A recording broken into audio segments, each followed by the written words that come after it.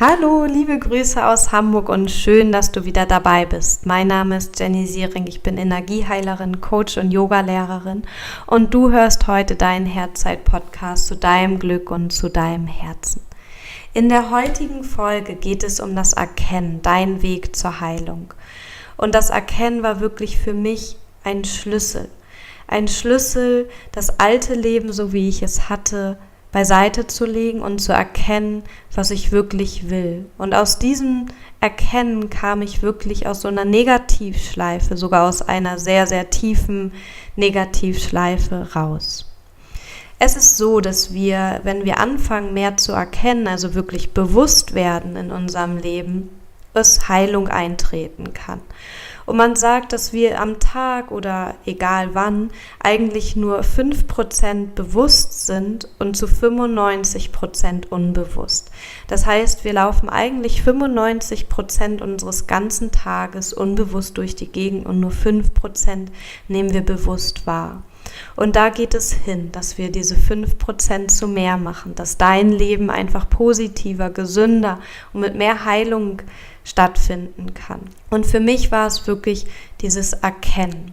Und der erste Punkt eigentlich des Erkennens war in meiner dunkelsten Zeit. Da, wo es so dunkel war, war es die dunkelste Zeit, aber auch eigentlich die hellste Zeit, weil da ist das Erkennen bei mir ja aufgeploppt. Ich habe gemerkt, mit dem Erkennen und mit dem Bewusstwerden, da kann ich mein Leben shiften. Und ihr müsst euch das so vorstellen, ich war 27 und ich lag in meinem Bett und ich bin aufgewacht und hatte mir in der Nacht, ich bin nachts wiedergekommen vom Feiern und hatte getrunken, weil ich meinen Liebeskummer wegtrinken wollte, mir eine Wärmflasche gemacht.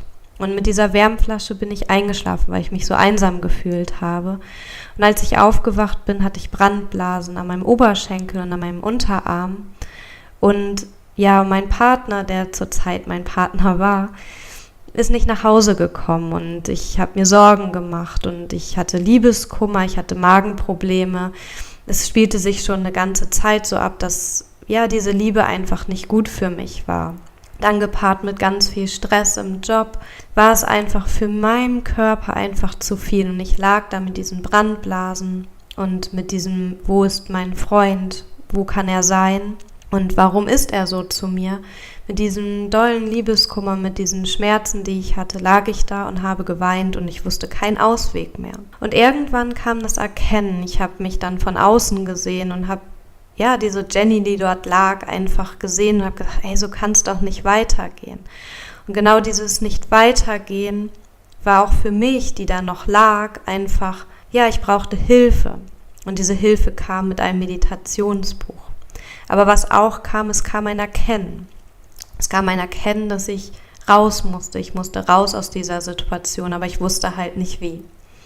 Und wie ich darum gebeten habe, dass ich Hilfe brauche, kam die Hilfe. Ich habe in den nächsten Tagen ein Meditationsbuch bei Amazon gefunden. Ich hatte vorher nie nach solchen Sachen gesucht. Ich habe zu der Zeit noch kein Yoga gemacht. Ich habe zu der Zeit nicht meditiert. Und in diesem Meditationsbuch stand es, dass man Schmerzen wegbekommt. Und ich hatte sehr viele Schmerzen. Ich hatte eigentlich, mein ganzer Körper hat geschmerzt, weil ich Liebeskummer hatte, Magenprobleme. Ich nicht wusste, wie ich mein Leben ändern sollte. Und ich habe mich dann mit diesem Buch und mit dieser Hör-CD hingesetzt und meditiert und in mich reingehört und erkannt, dass diese Liebe, die ich dort hatte, nicht gut war. Und ich habe erkannt, dass ich etwas tun muss für mich, dass ich wieder gesund werde. Und so fing eigentlich mein Erkennen an. Und ich glaube auch, dass du diese dunklen Momente vielleicht hattest und erkannt hast, dass du was anders machen musst oder du vielleicht in diesem Prozess noch gerade drin bist und erkennst jetzt, dass du was tun kannst. Und das Erkennen kommt als erstes, also wirklich, dass du so einen Moment hast und denkst, warum mache ich denn das hier alles?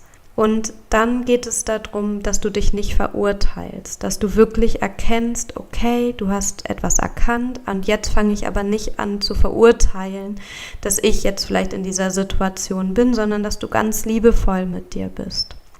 Und dann hast du die Wahl in deinem alten Leben zu bleiben oder die Wahl, etwas neu zu machen. Und ich habe mich für Änderung oder Veränderung entschieden und ich wollte etwas anderes machen. Und auch das habe ich einfach nur nach oben geschickt. Ich wollte etwas anderes machen.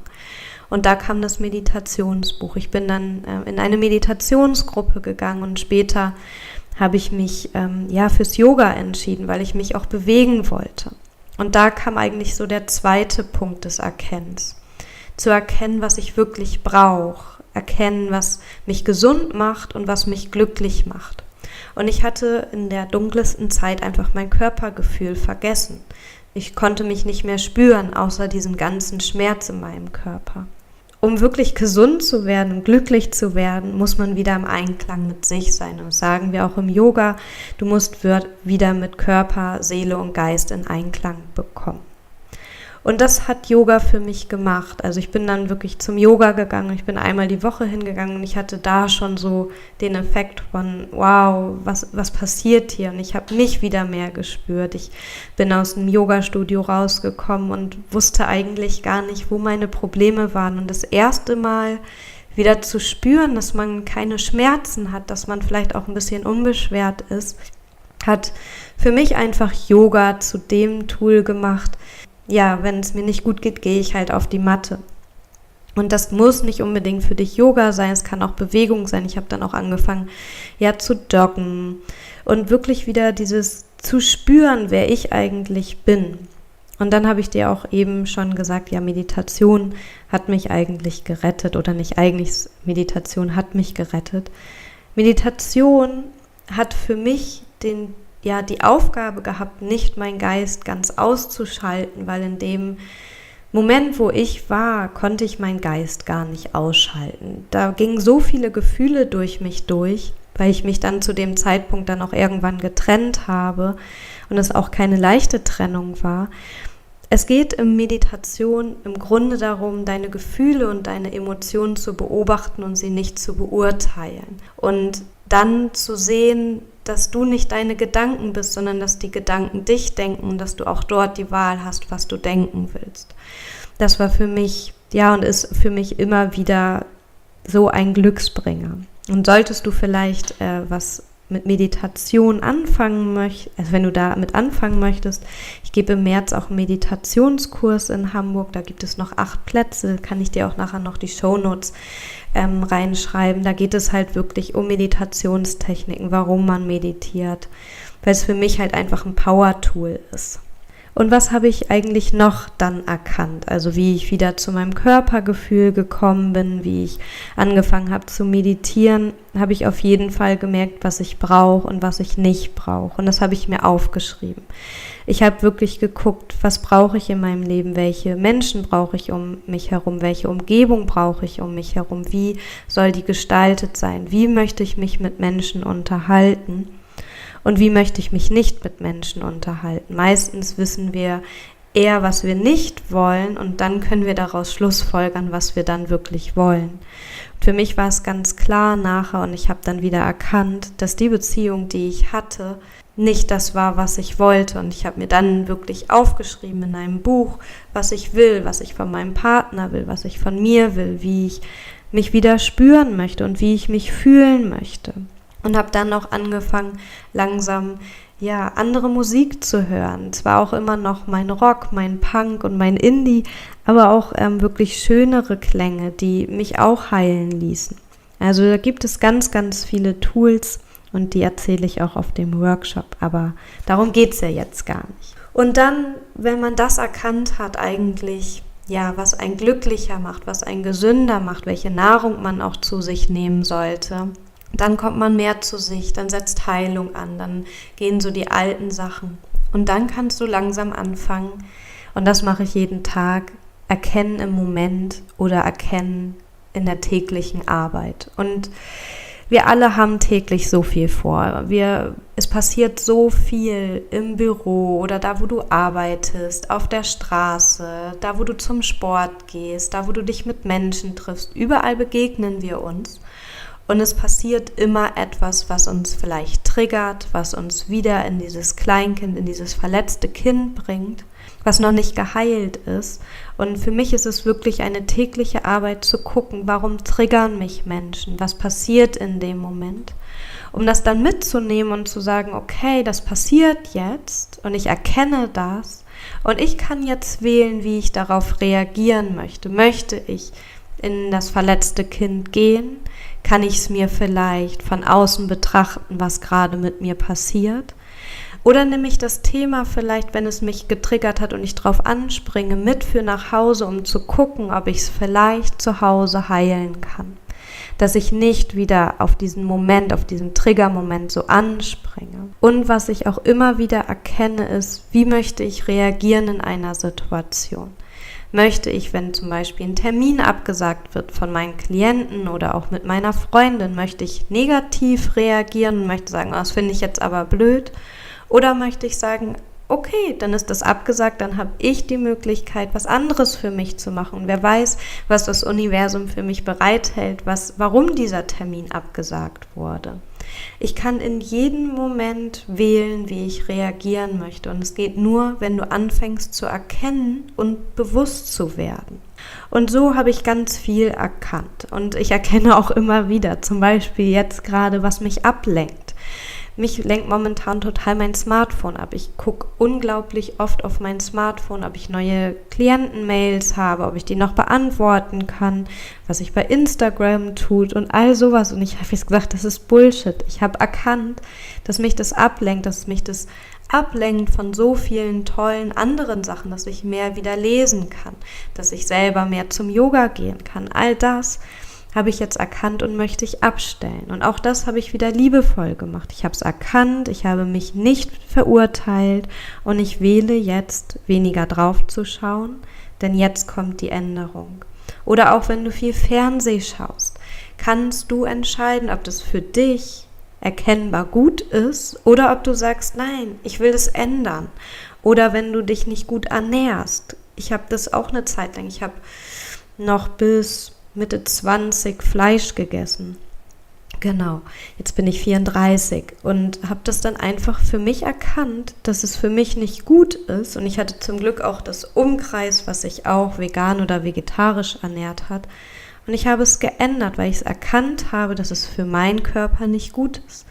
Oder ich habe irgendwann erkannt, dass Alkohol für mich nicht gut ist. Und natürlich hätte ich weiter trinken können und ich kann auch immer wieder weiter trinken. Das habe ich mir nicht verboten, aber ich habe erkannt, dass es für mich nicht gut ist und ich lasse es jetzt. Und das ist eigentlich so das, was ich dir auch noch sagen möchte. Wer kann dir helfen oder wer macht dein Leben anders, wenn du nicht erkennst, was du wirklich brauchst und was nicht?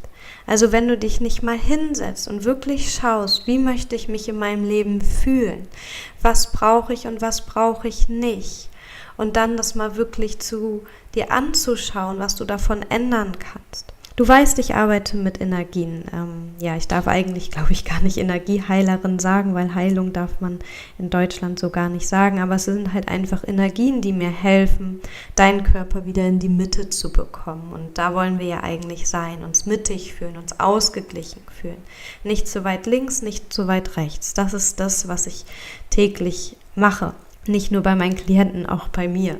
Ich sage immer, diese Energie, wie soll sie dir helfen, wenn du selber nicht weißt, was du willst, wenn du nicht selber erkennst, was du brauchst in deinem Leben. Und das ist so der erste Step. Vielleicht magst du dir nach dieser Podcast-Folge mal aufschreiben, was du erkennst in deinem Leben, was gerade nicht so gut läuft und was gut läuft.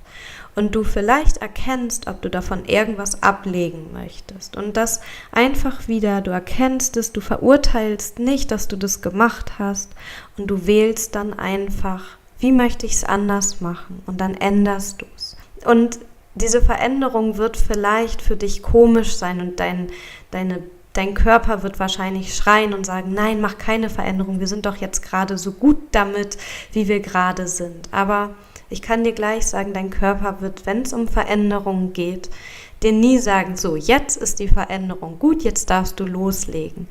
Der Körper und wir sind ein Gewohnheitsmensch. Wenn du nicht anfängst zu sagen, jetzt will ich das ändern, dann wird dein Körper der wird nicht hinterherkommen. Das musst du schon eigenständig machen. Und das wird wahrscheinlich die ersten 3-4 Wochen ein bisschen schwer sein, weil dein Körper ein neues Muster lernt. Und dafür braucht er ungefähr 3 bis 4 Wochen, bis er sich daran gewöhnt hat. Genauso ist es mit der Meditation. Die ersten 3 Wochen denkt dein Körper wahrscheinlich noch, warum muss ich mich hier jetzt hinsetzen? Und dann irgendwann gehört es dazu, dass du dich täglich hinsetzt, zu meditieren. Ihr Lieben, das ist es. Bitte schreib es dir doch mal auf, was du erkennst in deinem Leben, was du ändern möchtest.